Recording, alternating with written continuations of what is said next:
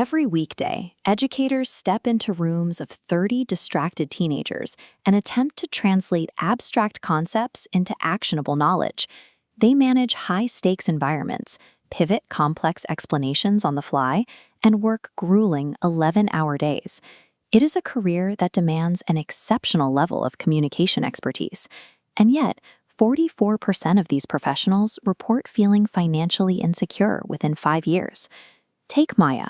By 2014, she was a highly effective business teacher in Ohio, but her personal finances told a different story. She was 32 years old, sharing an apartment with a roommate, and carrying $11,000 in student loan debt. This chart shows the structural trap of her profession. On one side, you have a massive column representing her workload and specialized skill set. But when mapped against her $42,000 salary, it leaves at $180. Maya possessed the exact skills needed to thrive in a high-value market, but she was operating inside an institutional system that placed an absolute ceiling on her economic worth. In March 2015, the ceiling lowered further. Her school district announced a total budget freeze, halting all raises and stripping away classroom resources. That same afternoon, a colleague with 14 years of experience was laid off. Maya watched her pack a life's work into 2 small cardboard boxes and leave the building before lunch. That moment broke Maya's faith in the system. Realizing the institution would never offer her true security, she opened her laptop and took her first step into the world of online business. The friction was immediate. Her peers insisted that online success was reserved for Silicon Valley engineers or people with millions of followers. They argued that students would never pay for content that was already free on YouTube.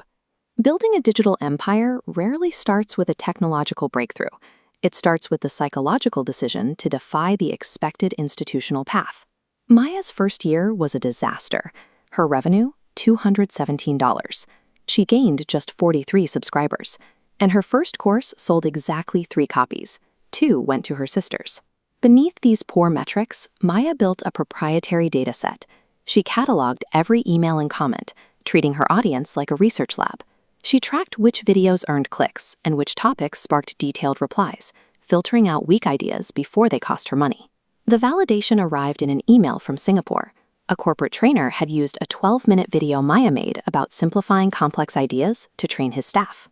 He told her the video was more effective than a $4,000 workshop he'd recently paid for, and he asked if she had a full course he could buy.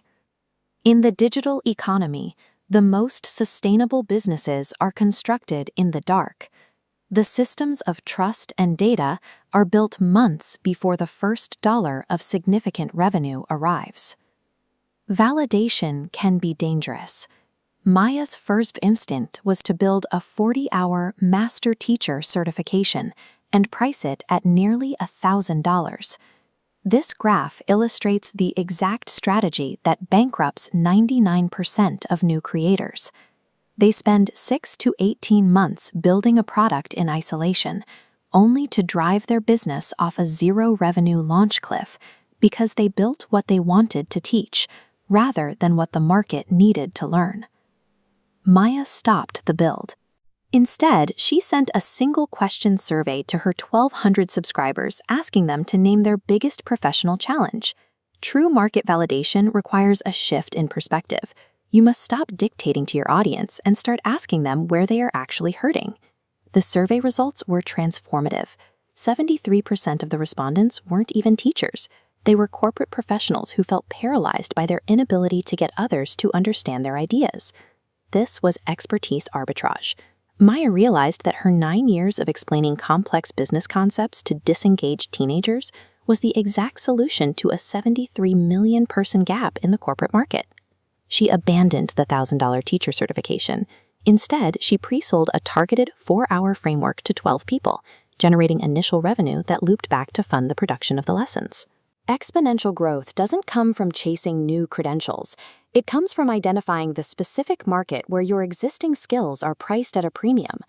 Maya's pivot reveals the blueprint for the modern online empire. Rule 1. Ruthlessly niche down. Identify the one specific transformation you deliver better than anyone else, and make that your entire world. Rule 2. Build an audience before a product. Secure deep trust by delivering free value for 12 to 18 months before you ever ask for a sale. Rule 3. Price based on the value of the outcome. A professional who can finally communicate their ideas effectively is worth far more to a corporation than the 4 hours it takes to watch a video. Definitive. The greatest barrier to escaping an undervalued career isn't a lack of business acumen. It is the failure to recognize the immense leverage already hidden in the skills you use every single day.